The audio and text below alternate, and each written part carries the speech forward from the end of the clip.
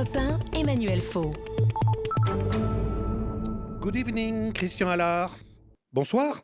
Oui, bonsoir. Je vous disais good evening parce que vous êtes député au Parlement écossais, élu du comté d'Aberdeen, d'où vous nous appelez. Mais en même temps, il faut expliquer, c'est pour ça que vous n'avez pratiquement pas d'accent, que vous êtes français d'origine, bourguignon, je crois. Je suis bourguignon et je suis toujours français. Alors, en quelques mots, comment on passe d'une ferme dijonnaise à un grand port pétrolier dans le nord de l'Écosse? Qu'est-ce qui a été le déclic pour vous?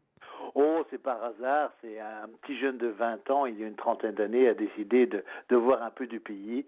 Et je suis venu en Écosse pour y travailler. J'ai rencontré ma femme et 3 enfants et 2 petits-enfants plus tard. Je suis toujours là. Ça fait combien d'années maintenant?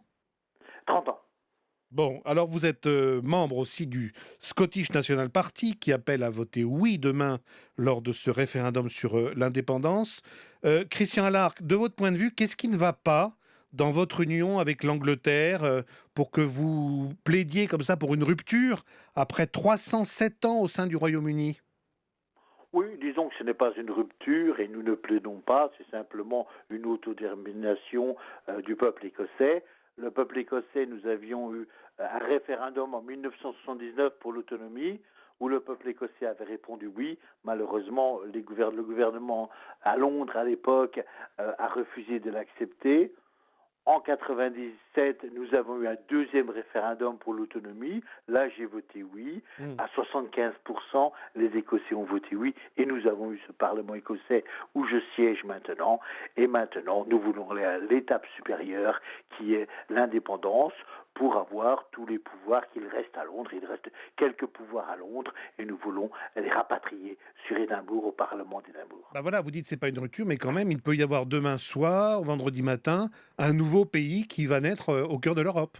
Certainement pas, puisque nous votons demain, mais l'Écosse ne deviendra pas indépendante avant le mois de mars 2016, dans 18 mois. Non, mais je veux dire, le principe peut être acquis demain dans les urnes. Mais bien sûr, oui, bien sûr. Oui. Christian Allard, on se pose beaucoup de questions, bien entendu, sur l'hypothèse d'une victoire du oui. Est-ce qu'économiquement, vous pouvez dire de façon tout à fait, comment dirais-je, sérieuse et sincère que l'Écosse a les moyens de vivre et d'encaisser ce choc de l'indépendance? Le choc de l'indépendance. Je pense que nous avons, comme je l'ai expliqué, pris un premier pas avec l'autonomie, et ça c'est simplement le deuxième pas avec une indépendance, mais une indépendance en restant très amis avec nos voisins.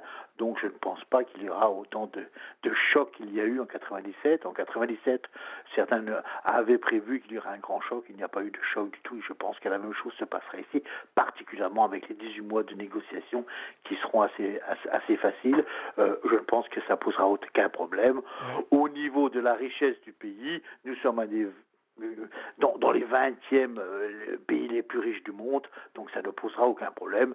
Ce n'est pas seulement les réserves pétrolières, mais aussi nous sommes très riches en pêche, nous sommes très riches en agriculture, tout le monde connaît nos produits, le whisky par exemple, que les Français adorent, et bien sûr le tourisme. Et là, j'invite vos auditeurs à venir en Écosse, à venir découvrir l'Écosse, un pays fabuleux. Alors, vous parlez du whisky. Je fais une petite parenthèse parce qu'il y a une étude d'une banque néerlandaise qui dit que les exportations, justement, du whisky pourraient souffrir de l'indépendance de l'Écosse, en tout cas à court terme, si elle ne fait plus partie de l'Europe. Certainement pas. Le whisky est en plein boom. Nous avons du mal. Ça serait bien si les ventes pourraient ralentir un petit peu parce que nous avons du mal à suivre. Et comme vous le savez, il faut quand même une douzaine d'années pour que le whisky soit prêt en vente. Oui, mais est-ce qu'il n'y a pas un risque que le marché européen se ferme un peu? Pardon? Est-ce qu'il n'y a pas un risque que le marché européen se ferme à certains produits, à certaines richesses purement écossaises? Tout au contraire. Le référendum demain, c'est pour que l'Écosse s'ouvre à l'Europe et s'ouvre à le monde. N'oublions pas que les gouvernements successifs de Westminster les 30 dernières années, et ça vous le savez bien en France, se sont refermés de plus en plus sur l'Europe et veulent même se retirer de l'Europe dans 2 ans avec un référendum pour retirer la Grande-Bretagne de l'Europe. Oui. Il est très très important que l'Écosse vote oui demain pour rester dans l'Europe. Donc pour revenir dans l'Union européenne par une autre démarche, d'une certaine manière, parce qu'elle n'y sera plus là demain, si elle est indépendante. Bien sûr qu'elle y sera toujours. comme je vous l'ai expliqué, ne seront pas indépendants avant le mois de mars Non, non, mais non, 2016. nous Donc, sommes d'accord. À l'automne 2016, vous ne serez plus vous ne serez plus membre de l'Union européenne, sauf de nouvelles démarches et un nouveau certainement pas. Nous processus. commençons les négociations Oui. dès vendredi. Christian Allard, il y a un débat aussi sur la monnaie.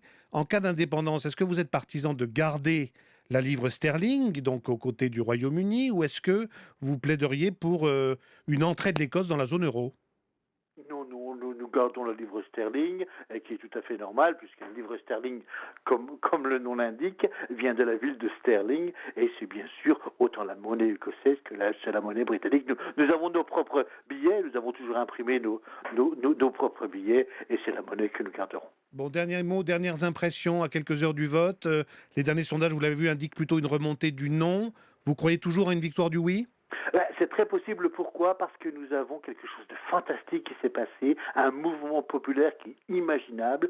Plus de 97% des gens ici en Écosse se sont inscrits pour voter. On n'a jamais vu ça. Le mouvement est fantastique. Merci beaucoup, Christian Allard, monsieur le député écossais, d'avoir été l'invité d'Europe Nuit.